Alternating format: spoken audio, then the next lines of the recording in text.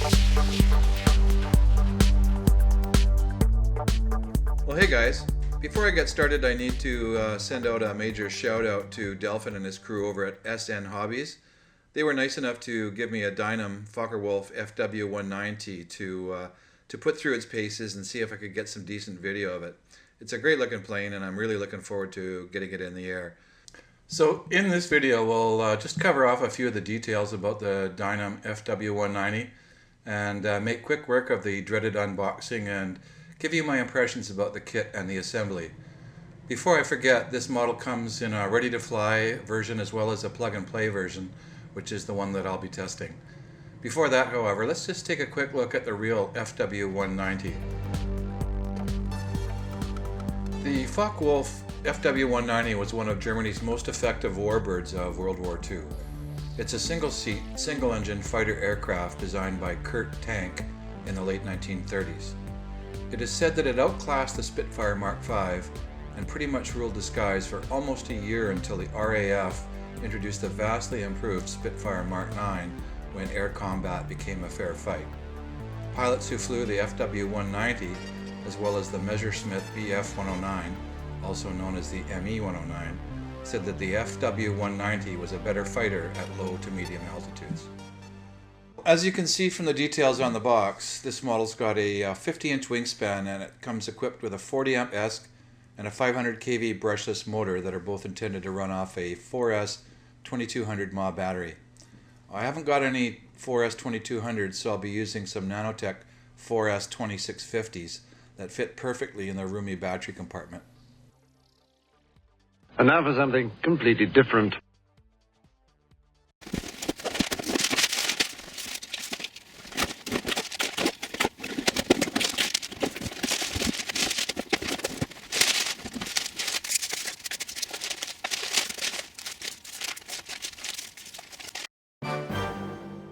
Well, hopefully that unboxing wasn't too painful. I tried to make it go by as quickly as I could, as you could probably tell. But let's get on to a discussion of the kit itself. Well, like most plug-and-play models, this kit went together in about an hour. The only gluing that needs to be done is to secure the pilot, his seat back, and the canopy. The kit comes with all the glue you're going to need for each of these surfaces, but I have to admit to using my own Foam Safe CA, a dab or two of hot glue, and some canopy glue made by Pacer. I especially like the way that the vertical and horizontal stabs are notched and get assembled with a screw.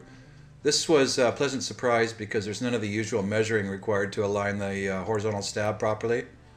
The wing spar itself is made from fiberglass and not carbon fiber, but as long as you're going to be using the stock power system, this won't be an issue.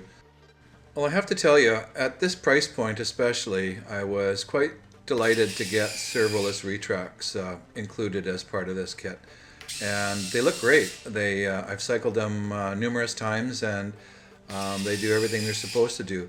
If you fly off, if you're lucky enough to fly off a hard surface, everything's going to be fine just the way it is in terms of the gear. For those of us that are flying off of longish grass, the extended length of the gear door / wheel pants on the struts for the landing gear are going to create a problem because they're going to dig into the grass. I'm going to try on the Maiden to fly it the way it is, but I know that I'm going to end up doing a couple of mods, and what comes to mind right off the bat is either just trimming up the height of those gear doors or simply just taking them off. And I suspect that for our field, which is kind of bumpy right now, and the grass is long and wet, that I'm going to end up raking the landing gear out just a couple of degrees just to give the plane half a chance to avoid the typical grass field nose over landing that we know and love with our warbirds. So time will tell, and we'll see how we do on the Maiden. The props used for this plane, at least in its stock form, are 13 by 7 3-bladed props, and Dynam was nice enough to give you 2, so it's nice to have a spare. I will caution you though that you should check their balance because both of mine were out of balance and needed a little bit of tuning. Well, overall I'm pretty happy with the way that this plane went together. The fit and finish of the parts is quite good, and there were no nasty surprises when I put it together. it looks good on the ground, and I can share with you it looks pretty good in the air too, but I'm going to have to reserve my comments about how she flies for the Maiden video. So hang in there, guys, and we'll talk to you soon.